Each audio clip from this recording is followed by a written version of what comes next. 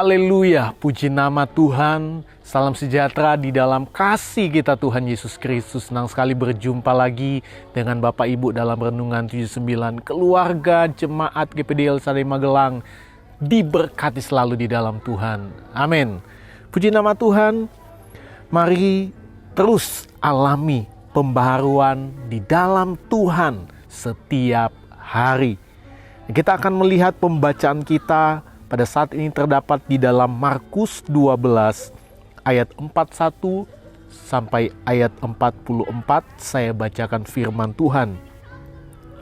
Pada suatu kali Yesus duduk menghadapi peti persembahan dan memperhatikan bagaimana orang banyak memasukkan uang ke dalam peti itu. Banyak orang kaya memberi jumlah yang besar. Lalu datanglah seorang janda yang miskin dan ia memasukkan 2 peser, yaitu 1 duit. Maka dipanggilnya murid-muridnya dan berkata kepada mereka, "Aku berkata kepadamu, sesungguhnya janda miskin ini memberi lebih banyak daripada semua orang yang memasukkan uang ke dalam peti persembahan. Sebab mereka semua memberi dari kelimpahannya, tetapi janda ini memberi dari kekurangannya semua yang ada padanya, yaitu seluruh nafkahnya." Ya, saya beri tema firman Tuhan saat ini, pemberian yang tulus. Bapak Ibu, saudara-saudari, keluarga Jemaat GPDI El Shaddai Magelang, dalam kehidupan sehari-hari seringkali kita tergoda untuk menilai pemberian berdasarkan besar atau kecilnya jumlah.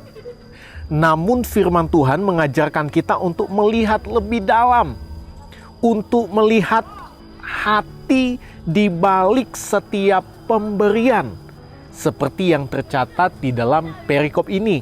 Mari sama-sama kita mau observasi. Ya. Dalam kisah ini, kita melihat Yesus duduk di depan peti persembahan, memperhatikan bagaimana orang banyak memasukkan uang ke dalamnya. Banyak orang kaya memberi jumlah yang besar, kata firman Allah, yang mungkin kita lihat dianggap luar biasa oleh pandangan manusiawi. Namun kita lihat fokus Yesus bukanlah pada jumlah itu, melainkan pada satu sosok yang tampak sepele di mata dunia, seorang janda miskin. Jadi ada pandangan yang dianggap luar biasa karena ada banyak orang memberi dari kelimpahannya.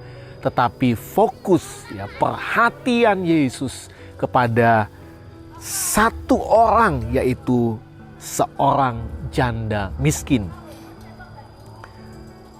Di sini dicatat janda ini memasukkan hanya 2 peser. Itu setara dengan 1 duit. Meskipun jumlahnya kecil, Yesus memanggil murid-muridnya dan menyatakan kebenaran yang mendalam. Yesus bilang kepada murid-muridnya, "Aku berkata kepadamu, sesungguhnya janda miskin ini memberi lebih banyak daripada semua orang yang memasukkan uang ke dalam peti persembahan." Yesus gak panggil murid-muridnya dan katakan, "Lihat, luar biasa nih orang-orang kaya, dia memberi dari kelimpahannya. Wow, luar biasa, begitu banyak yang mereka berikan." Tetapi dia memanggil mereka dan bilang, "Lihat janda yang miskin itu." Ya. Ia memberi lebih banyak daripada semua orang. Kenapa? Kita lihat, kalau kita mempelajari interpretasi, makna penting yang kita dapatkan dari kisah ini, kita lihat yang pertama, pemberian yang tulus melibatkan pengorbanan. Yesus menyoroti bahwa banyak orang memberi dari kelimpahannya, dari apa yang mereka anggap sebagai kelebihan. Namun janda miskin ini memberi dari kekurangannya, bahkan seluruh nafkah yang dimilikinya, semua yang ia punya. Ia tidak menyimpan sesuatu, janda miskin ini tidak menyimpan sesuatu untuk dirinya sendiri, melainkan memberikan segalanya. Inilah persembahan yang tulus, tidak pandang bulu, bahkan ketika kita merasa memiliki sedikit. Jadi apa yang kita pelajari, makna apa, makna penting apa yang kita dapatkan dari kisah ini? Pemberian yang melibatkan pengorbanan itu pemberian yang tulus. Yang kedua, pemberian yang tulus didasari oleh kepercayaan penuh kepada Tuhan. Bapak Ibu, kita lihat janda miskin ini memberi tanpa menghitung-hitung. Karena ia tahu bahwa Tuhan yang menyediakan segala kebutuhannya. Kepercayaannya yang begitu kuat kepada Tuhan. Kita lihat ini iman yang luar biasa. Itu memotivasinya untuk memberikan dengan sukacita tanpa takut kekurangan. Karena yang memelihara kehidupan kita adalah Tuhan. Janda miskin ini dia percaya penuh kepada Tuhan yang memelihara kehidupannya. Pemberian yang tulus bukanlah sekadar tentang jumlah atau nominalnya.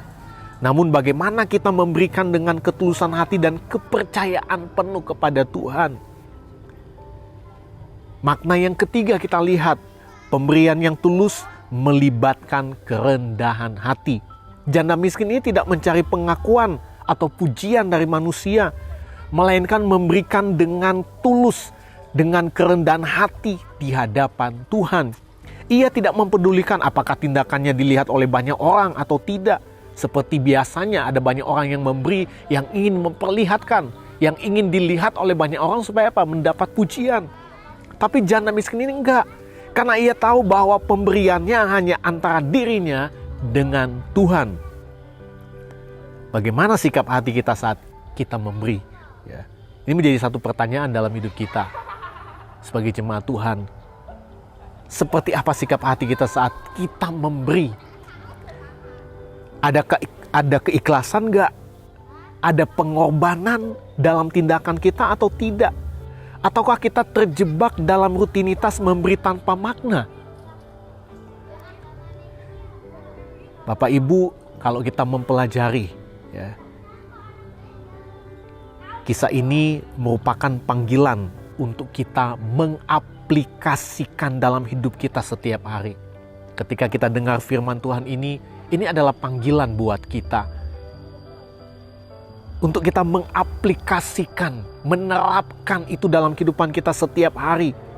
Dalam setiap pelayanan dan pengiringan kita kepada Tuhan. Bagaimana kita mengaplikasikan kebenaran ini dalam hidup kita. Yang pertama, saya mengajak kita merenungkan motivasi di balik pemberian kita. Coba kita sejenak kita merenungkan motivasi di balik setiap pemberian kita. Kita renungkan dulu, apakah kita memberi dengan sukacita dan ketulusan hati? Ataukah masih ada niat tersembunyi yang melibatkan pujian manusia? Ini menjadi pertanyaan dalam hidup kita.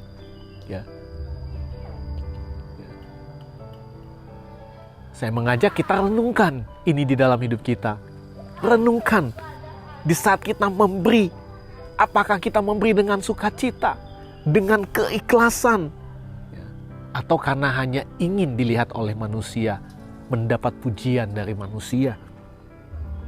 Seperti banyak orang yang tercatat di dalam perikop ini, orang-orang kaya.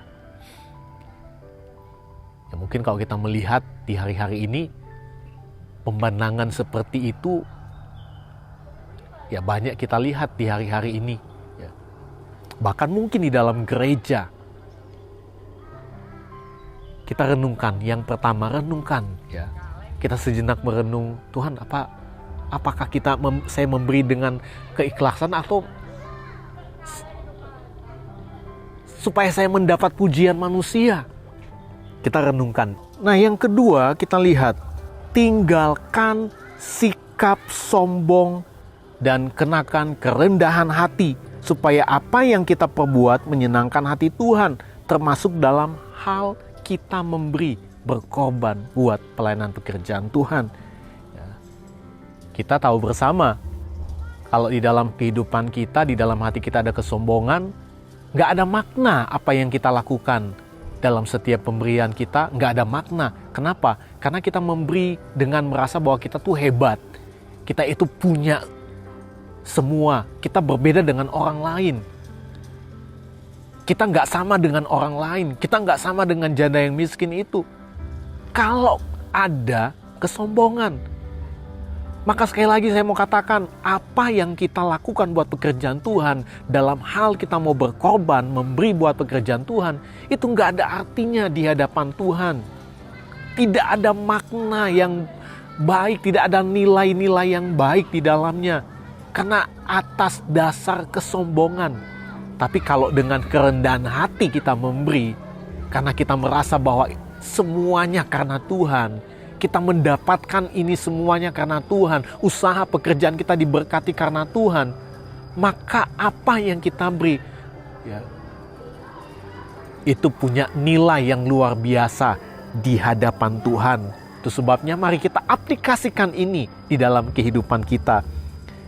Nah, kita lihat makna yang ketiga, memiliki hati yang bersedia memberi dari kekurangan, bukan hanya dari kelimpahan saja. Kita perhatikan kata bersedia. Ini enggak mudah, karena tidak semua orang bisa bersedia memberi dari kekurangan. Enggak semua orang bisa memberi dari kekurangan. Dari kelimpahan, banyak, lagi melimpah, lagi banyak, orang oke-oke saja. Tapi dari kekurangan, tidak semua orang yang bersedia. Ya. Tapi firman Allah mengajak kita, ya, mari kita aplikasikan dalam hidup kita. Bersedia. Mau kita kurang, bersedia. Kita dalam kelimpahan, bersedia. Ya. Karena kita percaya kepada janji Tuhan, bahwa Dia yang memberkati setiap kehidupan kita. Dia adalah sumber segala-galanya. Dia yang punya semuanya. Apa yang kita miliki itu semua dari Tuhan. Itu sebabnya mari kita gak hitung-hitungan dengan Tuhan. Ya. Beri dengan ketulusan supaya itu menyenangkan hati Tuhan. Tuhan Yesus memberkati kita semua. Terima kasih Bapak Ibu telah mengikuti Renungan 79. Kiranya setiap renungan yang kita dengar dapat menjadi berkat bagi kita semua. Dan bagi Bapak Ibu, saudara-saudari yang ingin doakan untuk pokok doa tertentu, mau menceritakan kesaksian baik mujizat kesembuhan, pemulihan masalah keluarga, dan lain-lain, dapat disalurkan melalui chat dalam WhatsApp di nomor 081327420088. Tuhan Yesus berkati kita semua. Mari sama-sama kita berdoa. Kami bersyukur kepadamu Tuhan, buat saat ini kami boleh kembali menikmati kebenaran firman Tuhan, mengajar kami untuk memberi dengan ketulusan hati. Kami percaya Tuhan bahwa Engkau yang punya semuanya. Engkau yang memelihara hidup kami. Engkau yang memberkati kami. Itu sebabnya kami dalam kelimpahan, baik kami dalam kekurangan sekalipun, ajar kami untuk bersedia terus berkorban buat pelayanan pekerjaan Tuhan. Terima kasih Bapa, terima kasih Tuhan Yesus.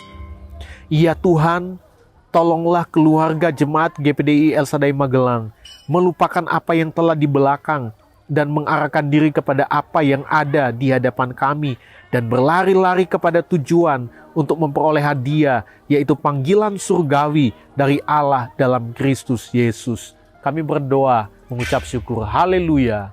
Amin.